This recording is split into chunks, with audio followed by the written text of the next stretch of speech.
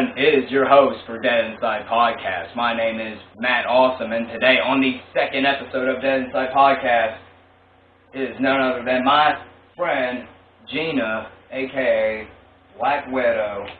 How are you doing today, Gina? I'm doing wonderful. How are you? I'm doing as awesome as Matt Awesome knows how. So, how does it feel to be on the second episode of Dead Inside Podcast?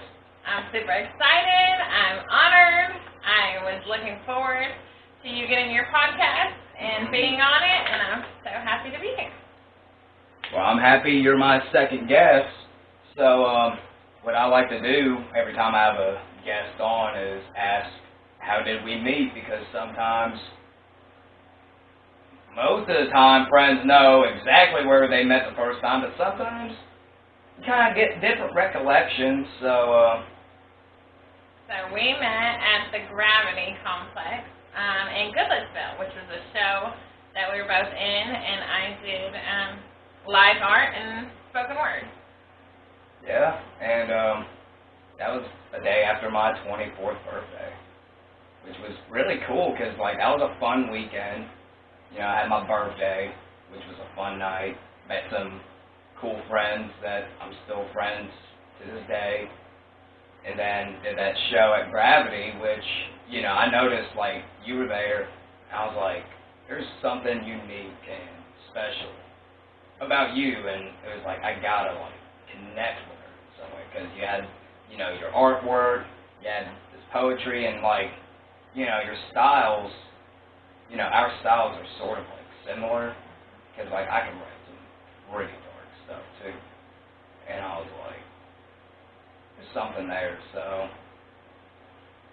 we connected ever since, and...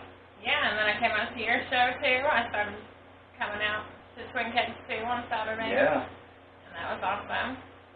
And a year later, we're, like, all over the place in Nashville. I know. And everywhere, even, like... Shoot, I mean, now we're, like, globally, because, I mean, you've done, like, Instagram, you know, lives with people from, like, India, I believe, and, yes. And shit, this past weekend I had people that just moved to the U.S. back in January from South Africa and Brazil coming out to my show, which I'm like, this is crazy, like, it's amazing. We're getting, like, exposure, like, everywhere. And we have a poet from Canada coming next week to join us in our shows as well. That's going to be really exciting. I cannot wait for it. It's going to be awesome. I can't wait. We have so much going on. Oh, we do, and we're going to be definitely plugging what we have going on.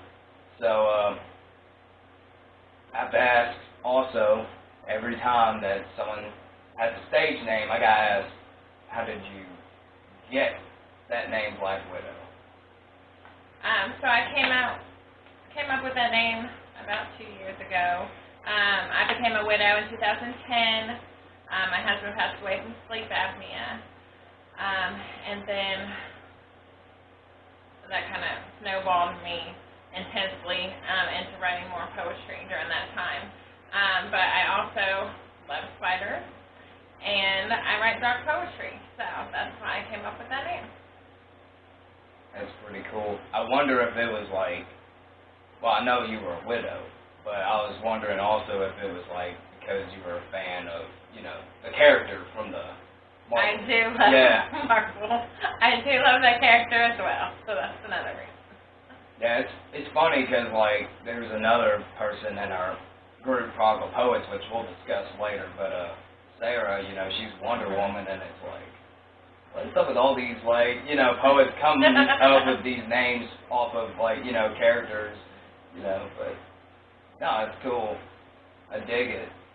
So, obviously, you're a poet, and, you know, what got you into poetry? You know, when was the first time you started writing? Did you have any, like, influences? So I started out having a diary when I was about 14, 15 years old, and that kind of turned into free writing and more into poetry during high school. It was just a way to express myself. My favorite poets and authors are Shakespeare, Chaucer, Edgar Allan Poe. I write really similar to him. I used to go to Shakespeare plays all the time. I was in a Shakespeare play in grade school. So then I started just writing and having all these poems together, and I didn't realize how much I had until a couple years ago. Man, that's pretty cool. I probably have to say my favorite poet is Edgar Allan Poe. And believe it or not, in grade school I did read poetry, but, I don't really read a lot of, poetry books. And it's weird that, I'm a poet. I don't even really know why I started becoming a poet. I guess it's mainly because I wanted to do music first. And, I would write out lyrics. But because, I never really found any reliable, musicians at that time to do music with, it was just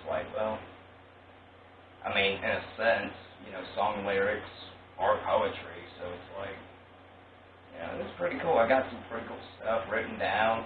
I just think it'd be cool, to get, a lot of this stuff out there, and so I started looking at other places where can I, just perform and, just speak, and then I was also more of a storyteller, too, which, I used to write a lot, even, fiction, just short stories, and I was I think it'd be really cool to just tell a story, get on stage if I can't do music, and then I found out 10 by 9 did it at Douglas Corner Cafe. That was, the first time I ever got to perform on stage. But then, when COVID hit, and I've told this story plenty of times, but when COVID hit, Douglas Corner Cafe was no more, which it sucks because that was a great venue. I think it would have been, honestly, if it was still around, that would have been a great place to have, a poetry event, I feel like. And plus, Bon Jovi's played there. I don't know if you've listened, like his music. Yeah. But Bon Jovi did play at Douglas Corner Cafe, and the fact that I got to be on a stage that he performed at, that's pretty cool. That's awesome. But, when they were out of events, I was my friend Scott, he told me, you should do a comedy, so I did comedy for a little bit at Twin Kegs, too.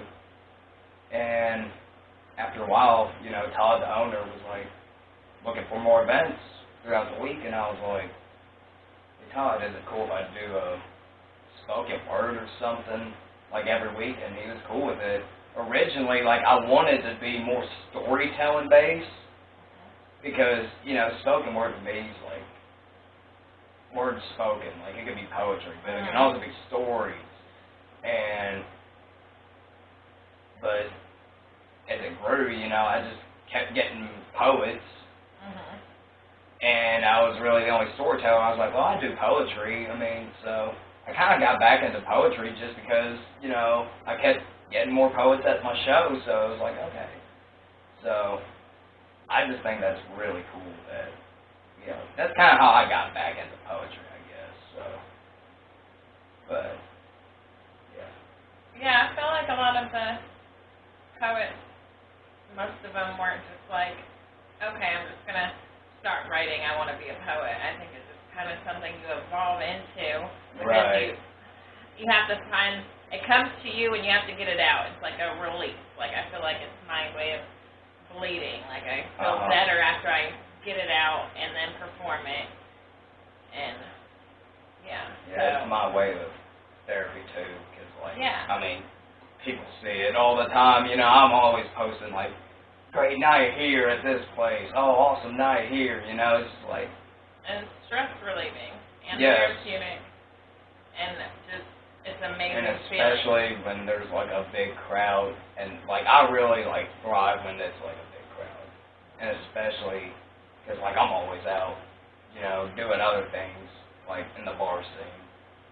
And it's just, it means a lot when you get someone, you don't remember them, because you meet so many people. It's hard to, like, keep track of who you meet and whatnot. And you may be connected with that person, but it's just, like, it's a special feeling to get someone come up to you and be like, you got a great thing coming. Like, you have great things going for you. I wish you all the best. You know, keep doing what you're doing. Like, we get impact and inspired, like, people's lives. Even if it was just for that one show, like, you know, even last week at Twin Kegs, I mean, it's always going to be hit or miss, you know. You ain't going to have great turnouts every week. And it was just one of those, but it was just me performing for a whole hour because it's an open mic. No one else performed but me. But there was 5 people that were just watching, and I was like, I really need to, you know, because that week had been kind of draining on me, and I was like, I just need to, like, let it loose. And I did. So I just kind of, like, went off the cuff, kind of like I'm doing right now. But, like, I'm glad I did that because my message, my words were so powerful that I had 2 girls give me, like, $25 tips. That's so awesome. Right, like, I never received tips that big, especially over there. Like, I don't even think I've ever gotten a tip that, I mean, I'll get, like, people buying my drinks and stuff, but $50 tip for an hour of performing like that, like, it's wonderful to get paid for doing right. what you love, it was what like, you do anyway. Right. So, you know, that's just like, I loved it.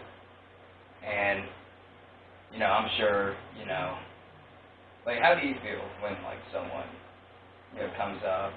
It's just so heartwarming when people come up and they're like, my fiance died too, or someone they loved passed away, or they went through cancer as well, or they survived domestic violence, whatever they went through that they feel like they can't talk about it. I mean, public speaking is the #1 thing the whole world is scared of doing, and we're out here doing it every week. Yeah. And so a lot of people are like, you know, that really resonates with me, and I could have wrote that, or I've been through that, and yeah, I mean, it took me a really long time. 22 years I kept my poetry hidden. Really? And my first open mic I did was at Poetry in the Brew. I did that one time, and then I went back a couple years later, and then that's it. And then until I published my poetry book, then I was just like, it's out now. Now I'm doing everything. Absolutely every open mic and virtual event, Zoom event, I'm going to it all. Oh, yes, you are. And speaking of poetry books, you got some poetry books right here. Yes. So, I obviously got one of them, Kaleidoscope Art. Yes, this one is my display it. first poetry collection, my book baby. It has my art on the cover, this is called Highway to Your Dreams. And this is actually a sketch that my late father-in-law drew, and it wasn't painted. I actually painted it. It's a painting in my kitchen. It's huge. And so I just put color to his sketch, and it was my late husband's dad. This book has 83 pieces in it of my poetry from when I was 14 till a couple of years ago. So yeah, I'm really proud of it. I'm working on my second collection now that's actually going to have art and poetry and be like double, like 200 pages. Hell yeah. So, yeah, how was that process of, you know, getting your first poetry book out? Like, how was that feeling, you know, and what is, I guess you just described, like, the meaning of Kaleidoscope Art right there. Yes, so Kaleidoscope is broken pieces put back together beautifully. And I just felt really proud. I cried. I always wanted to write a poetry book, and I didn't think I had enough poems, and then I went through my closet, and I was pulling out notebooks and bags and counting them, and I was like, oh, I have enough to do a book. I'm just going to do it. And I self-published it, and I was just like, I'm going to do it. I'm just going to do it. I did it on my lunch break from work, and I was like, I don't care. I'm throwing it together and getting it out there now. Yeah. And that's what I did. And it's just been amazing ever since. It's one of the best things I did my whole life. Sure is, and that's definitely my goal this year. I need to get a poetry book out, and I need to work on it. I got enough poems. I just need to get on it. But yeah. I mean, it took me a minute to get this podcast up and running, so it's probably gonna take me like another year to get a poetry book out. But no.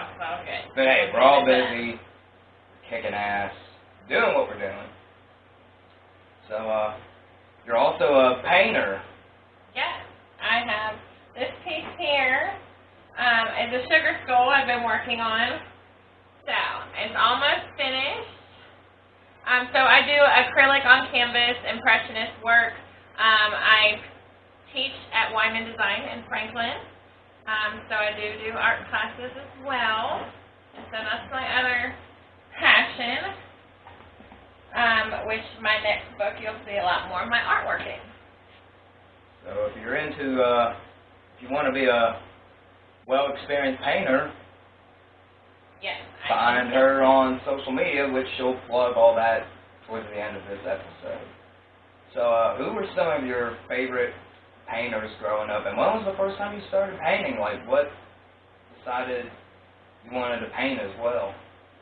Yes, I started painting when I was younger. I did take art in high school and college, and then I started doing the more impressionist artwork, and kind of came up with a lot of paintings when I started teaching a few years ago at Wine and Design. My favorite artists are Monet, Van Gogh, Picasso. I like doing landscapes and animals are probably my favorite. And my work is really super colorful. But yeah, I just love painting, and that's very therapeutic and stress relieving as well. And I see something and I just want to paint it, and I'll decorate my house with it. And we're in my art studio here. Yep. Yeah, this is a cool art studio. I like it. Hey, chill. I have my cousin comes over with her kids, and we all paint. Every time she comes over here, they're like, "Can we paint? Can we paint?" I was like, "Yeah, of course."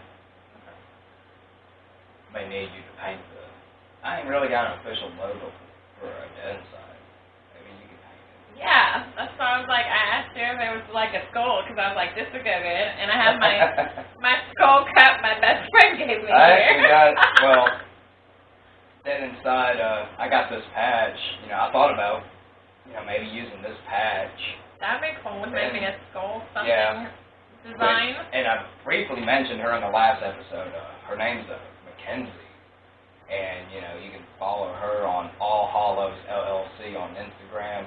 She, designs patches, she's got, some cool stuff, like Scumbag, he's got, I think he showed it in the episode. He had, this Scumbag jacket, just Scumbag on the back, but he also had, other patches. Oh, That's actually her logo right there. So, oh.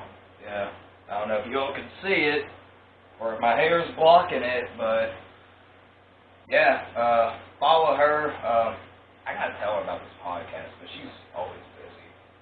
But no, she's really she designs some badass stuff. That's very And I think cool. you would like some of her merch. Yeah. Patchwork sounds awesome. Yeah, it does. Sure does. But I guess with all this plugging that we're doing, I guess we can plug some events happening, or before we get into that, before I forget, so 2 of us, we're a part of Prodigal Poets. Yes, we are. The Prodigal Poets. is a poetry collective group that we're in. It started a little over a year ago, I believe. So we were performing together, we met other friends, and I started a group chat on Instagram. I called it Tennessee Poets. And then we kept adding people to it as we met them, and then I was like, okay, let's come up with a better name. And so then we were like going to vote on a name, and we came up with Poetic Justice, Mouth of the South, and Prodigal Poets. And so then everyone cast their vote, and then we decided there was more votes for Prodigal Poets, so that was our name. And then we came up with a logo, and now we're getting merch together, and now we have 19 members, which is crazy. That is crazy. Because at first it was just like me, you, Wonder Woman, a.k.a. Sarah, Scarlet Widow, Brandon, and I think I may be forgetting someone else, but I think it was just like, that was like the core, really. And now it's like we got, so many people. We have some that are musicians, we got some singers, we got some dancers, but then some of them just started writing and they wanted to join the crew. Right. Or they came to your show and you promoted it. Or they saw me and the events we were doing and they asked about it, or we met them at a show, and now we got a whole schedule where we could perform every night of the week pretty much if we wanted to. I'm pretty booked this whole week. Yeah. Almost. I don't think I've got anything going on tomorrow. Wednesday I plan on going to Panovi's. That's a cool spot, hosted by Sunny over in Rivergate Parkway. And then Thursday we have we're getting paid gigs now. We have an every week paid gig Thursday at Southern Flair in Smyrna. Long drive for me, but you know what? I gotta check it out. Yeah, it's a lot of fun. It's jazz and snap. There's also like other events happening on the same nights too. Because also Brandon, he's going to Tin Roof. I will be at the One Roof something, and that's in Smyrna too. Yeah, I think it's Tin Roof. Okay. Or Under One Roof. It's one of those two. I haven't been there. I may have been there once. And I think the one time I went there, I didn't even go in because I think they were so packed. Oh, goodness. And because I was hanging out with my buddies, we were like trying to get something to eat, so we went to El Taco. Mine was packed so bad, like the doors were closed, even though it wasn't even closing time. So it was like, oh God, we need to get someplace to eat. So we went there. It may be a different place, but I want to say it was Tin Roof or Under One Roof. We went there, and we were like, there was a line there, obviously, and it was a Tuesday night or something. And my buddy asked, how long's the wait? And the host is like, an hour and a half. I was like, oh my God. And we were like, fuck this bitch. And so we ended up we found some Mexican restaurant. We just ate there, but I was so mad because I didn't want to drive because this is before I started getting out. It's so weird. I felt nervous driving to Nashville for the longest time because I can't stand the way people drive. And at the time, they didn't have a car or license at the time, so it was I had to do the driving. I was like, fine, I'll drive. I'm hungry too. And I had to do all that driving. I was so God, we're hungry and I'm doing all this driving, but hey. Stories. But yeah, so back on the Prodigal Poets, what is our mission statement as a Prodigal Poet? So I wrote down some notes here. So we do have a callback. It goes, go poet, and then the audience says, flow it. Yes. So we try to say that when we perform. Our logo is the Eye of Horus, and that represents well-being, healing, protection, and knowledge. So the main mission statement is rebirth, redemption, and healing. So yeah, if you want a t-shirt, let us know. We have stickers. Hopefully soon we'll have buttons, bookmarks, other merch. Yes. Maybe patches. Yeah, I need a That would message. be awesome. I need to message her about that, but I don't know. She's always busy. She's got like so much going on. Like it's hard to get a hold of her. I can understand that. But no, I mean shit. It's hard to get a hold of me sometimes. I ain't gonna lie. It's hard to keep up with everything. Like I barely message in the group chat sometimes. Like I'm at work, and when I get home, it's like 50 messages. I'm like, I don't know if I want to read all this. Or, I know. like, It's hard. If you don't keep up, yeah. then you're drowning. Right. But so yeah, where can people find Prodigal Poets on social media? Yes, so we're at Prodigal Poets on Instagram. We have Prodigal Poets group, private group on Facebook. We also have you can also connect with us at our regular Instagram or Facebook pages as well. Check out our schedule. It's on our pages, and hopefully y'all can come catch a show soon. Oh, for sure. All over Middle Tennessee, really. Yeah. Not just Nashville. I need to get more out of Nashville. I've been doing that slowly. Or Instagram Live. We do virtual events, Zoom, or StreamYard, if they use that in India a lot. I don't do the lives. I probably should, though, at least once.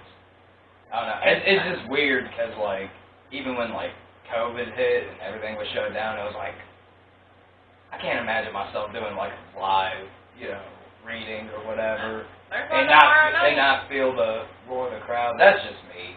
Oh, yeah. Well, I am an old Instagram, they'll throw up hearts and then they'll put stuff. You got to read the comments. Yeah. I don't know. I'm just too much of an old soul trapped in a young body, I guess. I just got to feel like the roar of the crowd.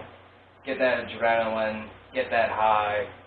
Yeah, that's true. But, so yeah, you can follow us, Prodigal Poets, on Instagram, Facebook, and where can they follow just you personally?